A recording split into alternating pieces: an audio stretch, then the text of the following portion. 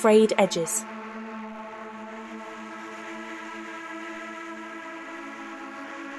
Every time I looked at my reflection in the mirror, I saw her.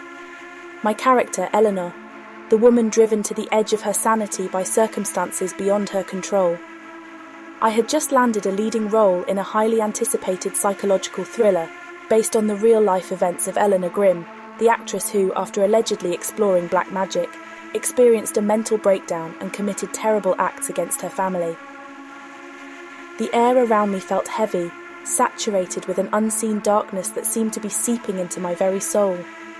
It was said that Eleanor had been drawn to the occult, desperate to find power and control in a world that had stripped her of both. She had delved into ancient rituals and forbidden knowledge, and in doing so, she had unleashed something malevolent, a force that had driven her to commit those unspeakable acts. I had spent weeks immersing myself in the role, wanting to give the performance of a lifetime. I had pored over books on black magic and the arcane, trying to understand the depths of Eleanor's desperation and the nature of the evil that had consumed her. But the line between fiction and reality blurred the more I researched the psychological aspects of Eleanor's descent into madness. In the process, I, Lisa Hawthorne, began to feel a sense of unease and paranoia creeping into my life. Shadows seemed to dance in the corners of my vision, whispers echoed through the dark corners of my mind, and an icy chill lingered in the air, even on the warmest of days. My dreams were plagued by visions of ancient rituals and monstrous beings, their inhuman voices a haunting, discordant symphony that left me waking in a cold sweat. I could not shake the creeping dread that had taken root within me. The boundary between the world of Eleanor Grimm and my own had all but vanished, and I feared that I, too, was being consumed by the same darkness that had claimed her. As I stared into the mirror, the face that looked back at me was no longer my own. It was Eleanor's, her eyes filled with the unspeakable horrors she had unleashed, and her haunting smile a promise that I was next. In the beating heart of London Whitechapel, my apartment, which had once been a sanctuary, was becoming an oppressive prison. Shadows seemed to move on their own, whispers echoed through the darkness, and I couldn't shake the feeling that I was being watched. One morning, after a long night on set, I returned to my apartment, fumbling with my keys as my hands trembled. Once inside, I froze, staring at the chaos before me. Furniture overturned, books scattered across the floor, and the remnants of my shattered mirror lay in a menacing heap. My heart raced and I called the police, but they found no sign of forced entry or theft. Days turned into weeks, and the strange occurrences continued to escalate.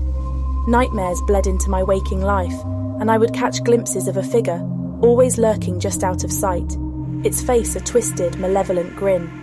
My once pristine apartment had become a reflection of my unravelling mind, with frantic scribbles on the walls and objects thrown about in fits of rage. I felt the concern of my friends and colleagues. They would find me wandering the streets of London late at night, muttering to myself and lashing out at unseen tormentors. I could feel my career slipping through my fingers, and I became more and more consumed by my own madness. In desperation, I sought the help of a renowned psychologist, Dr. Morris. I poured out my experiences and fears, but even he seemed at a loss. Though he assured me he would do everything in his power to help me, I couldn't help but feel that there was something more at play, something beyond the realm of his expertise. My condition worsened, and I became convinced that the malevolent force I had been portraying on screen had somehow seeped into my own reality. I felt its presence every day, whispering in my ear, urging me to embrace the darkness within. In my weakest moments, I found myself giving in to the sinister voice, allowing it to take control. On a stormy night, I stood at the edge of my apartment balcony, my eyes wild with terror and my body trembling. I screamed into the darkness, begging the force to release me from its grasp. The wind howled around me, drowning out my cries as I slipped from the edge, plummeting to the ground below. As the darkness consumed me, I couldn't help but think of how the City of London would remember me.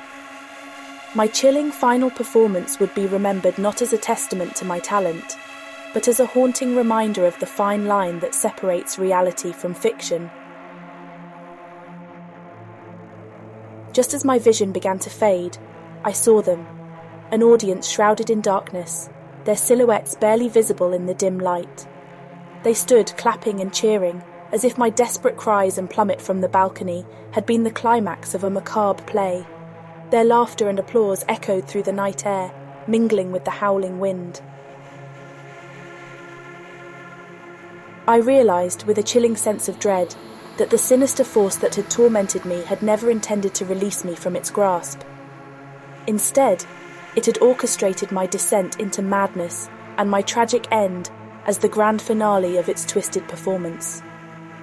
And as the curtain fell on my life, the shadowy audience revelled in the darkness, eagerly awaiting the next act of the malevolent force's macabre play.